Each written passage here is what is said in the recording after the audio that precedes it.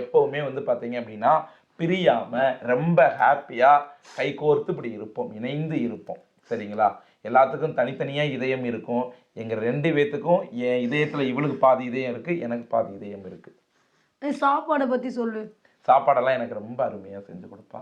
பாருங்க கண்டென்ட்னு சொன்னோன்னே எப்படி மாலை மாலையா கண்ணீர் ஊத்துறா பாருங்க. கீழெல்லாம் விழுந்து பிறண்டு உருவாங்க. பாவம். அழுகாதீங்க. Okay okay sorry sorry sorry sorry. வா வெளில போய் இன்னைக்கு வந்து டின்னர் சாப்பிட்டு வந்துருவோம். என்ன கண்டுட்டு எல்லாரும் சொல்ற மாதிரி நான் ஷாக் ஆயிட்டு வந்துருவேன். சரி விடு. எல்லாருமே நம்ப வைக்கிறடா உன் பேச்சால. இல்ல இல்ல இல்ல இல்ல சாரி சாரி சாரி சாரி. மக்கள்கிட்ட சொல்லுங்க இது கன்ஃபார்மா. இது வந்து பாத்தீங்க அப்படின்னா என் மனைவியை வந்து சின்னதா ஒரு பிராங்க் பண்ணி பார்த்தேன், அவ்வளோதான்.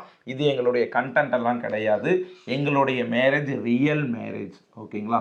எப்பவும் நாங்கள் இப்படி தான் இணைஞ்சிருப்போம். ஓகேவா? அதெல்லாம் இங்க கொடுக்க கூடாது. அதெல்லாம் தனியா. அப்ப அங்க எத்தனை கிஸ் கல்யாணத்துல பிரைவேட் எல்லாம் அத்தனை அடிச்சு அடிச்சு அடிச்சா இதயத்தை தூக்கி போட போறியா? பொக்கிசமா வச்சுக்கோ. ஓகே.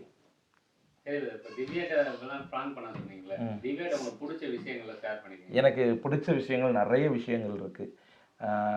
இப்போ எல்லாம் எனக்கு ஆசையாக வந்து சமைச்சு கொடுப்பா, அவளே வந்து போட்டு கொடுத்துருவா, என்னை நல்லா ஒரு குழந்தையாட்ட கவனிச்சுக்குவா. அதுதான் எனக்கு ரொம்ப பிடிச்சது.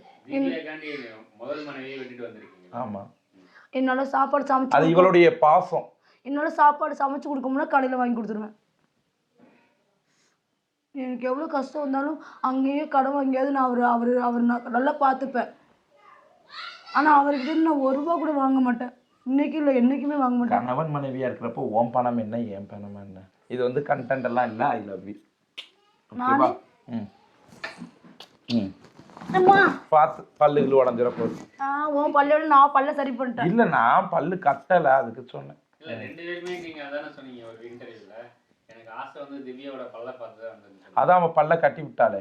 என் மாமாவுக்கு கட்டுறேன்னு சொல்ற வேணாங்கிறாரு. நான் சம்பாரிச்சு அவரை கட்டி கட்டிடுவோம். நானே கட்டி அழகாக்கி அவர் வெயிட்டை குறைச்சி யாரெல்லாம் என் கார்த்தி அழகா இல்லைன்னு சொன்னாங்களோ அவங்க முன்னாடி நான் அழகா ஹீரோவாக்கி காட்டுவேன். சரி 2 நாளைக்கு முன்னாடி வந்து ஒரு அக்கா வந்து வந்தாங்கல்ல, கேமரா எடுத்து லைவ் வந்து சண்டை போட்டாங்கல்ல, இன்னும் என்ன நடந்துச்சு?